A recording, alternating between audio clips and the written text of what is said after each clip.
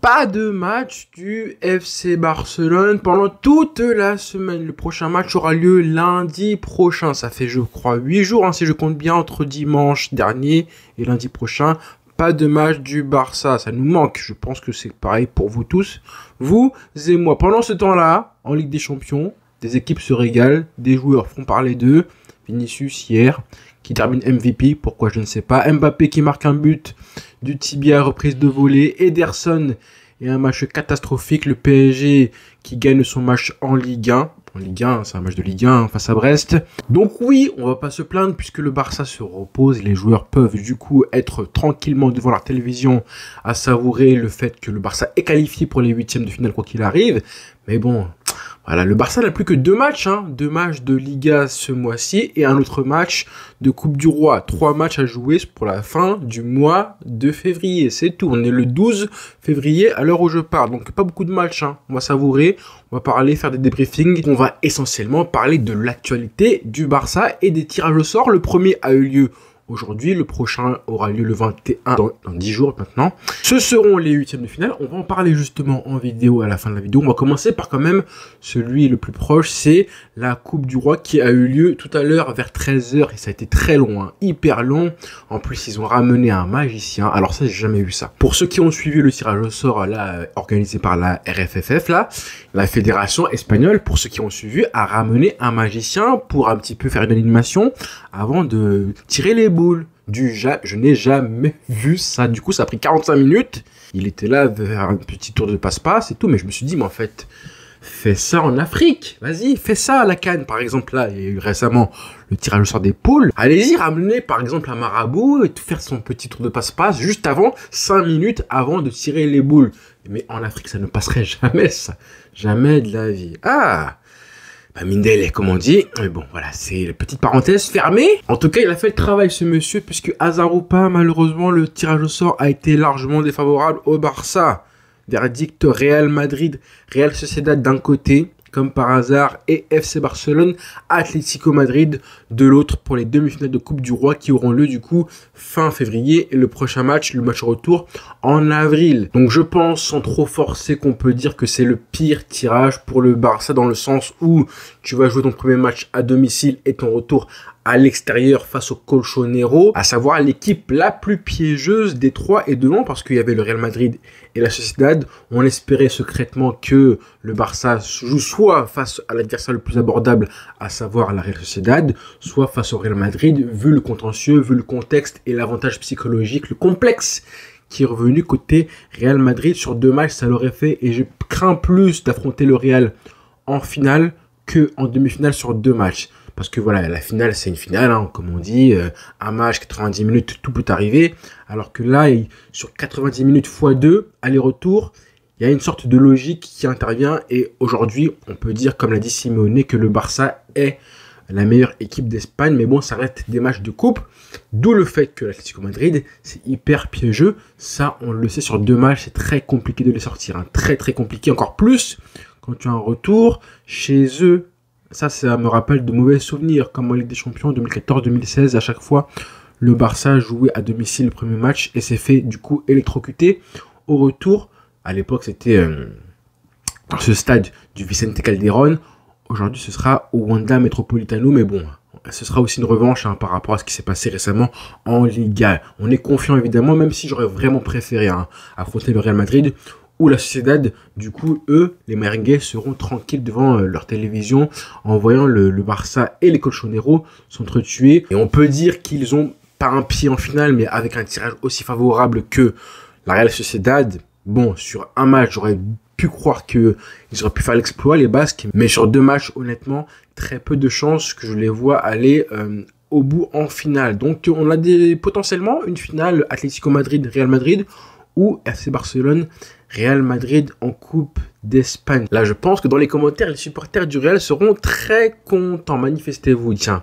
Mais bon, c'est comme ça, on va accepter la chose et le Barça est capable de sortir n'importe qui. On est la meilleure équipe d'Espagne, je le rappelle pour l'instant, à l'instant T. Donc, c'est bien que le match arrive très vite, là, dans 10 jours maintenant. Peu importe hein, le tirage défavorable, peu importe le magicien marabout, là, qui est venu pour faire son show. On est quand même en demi, donc logique d'affronter des grosses équipes. Maintenant, dans le reste de l'actualité du Barça, on a évidemment les tirages au sort qui va arriver, comme je disais, de Ligue des Champions dans 10 jours maintenant. Je voulais quand même vous montrer quelque chose. C'est le tableau potentiel des adversaires potentiels du Barça après les matchs d'hier, où on a quand même des clubs qui sont bien partis pour aller se qualifier, comme le PSG évidemment, comme Dortmund et aussi le Real Madrid. Même si, bon, on ne sait jamais avec la Pep Team, hein, Pep Guardiola et son équipe de City, parce que je pense pas qu'ils pourront être aussi mauvais qu'ils l'ont été hier soir, dominés à domicile. Et je pense que ce sera un peu mieux pour eux de jouer à l'extérieur avec un peu moins de pression. On ne sait jamais, mais bon, pour l'instant, je les vois quand même dehors.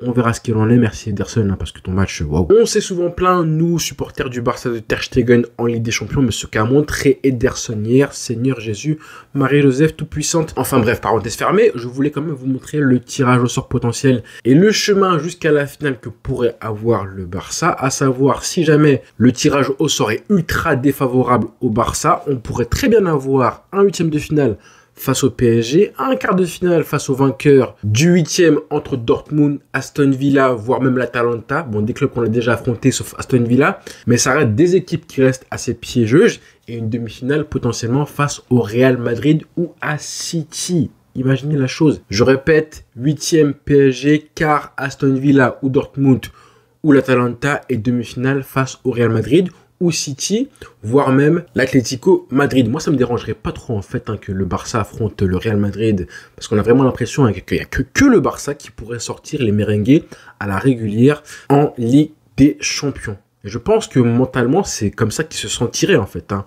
Ils ont une espèce d'aura Ils arrivent à boire la pression complètement en Ligue des Champions. Et je pense vraiment que la seule équipe capable de les faire douter avant la rencontre, leur mettre de la pression, c'est évidemment le Barça. Parce qu'ils vont se demander en fait, est-ce que l'espèce de confiance qu'on a, de certitude qu'on a en LDC contre toutes les équipes d'Europe, est-ce qu'on l'a aussi face au Barça?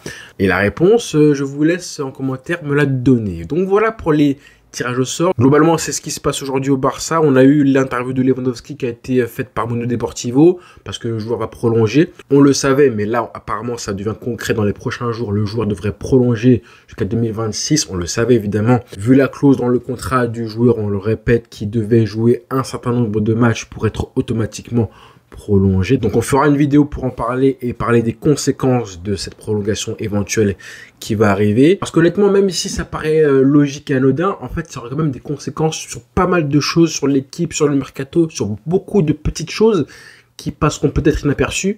Mais attention, dans ce club-là, au Barça, il ne faut rien négliger. Et dernière chose, on a vu, j'ai fait une vidéo hier du coup sur Alexander Isak et la confirmation que oui, le club, le Barça, est sur le joueur. On a ce matin eu un autre article de sport. Là, ça devient sérieux, les amis.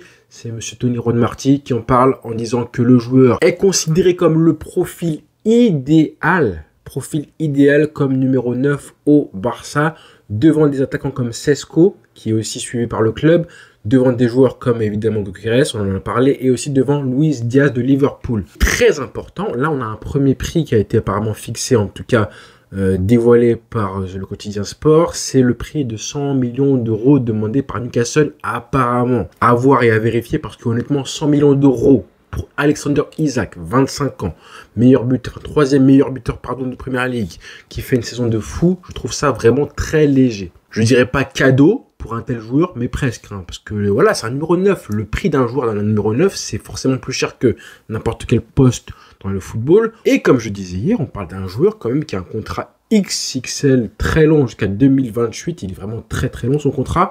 Et en plus, qui joue dans un club anglais. Donc les finances des clubs anglais, on les connaît. C'est pas comme si tu achetais un joueur qui était à Marseille. Sans oublier évidemment la concurrence des autres clubs européens, dont les clubs anglais, qui fera forcément monter les enchères.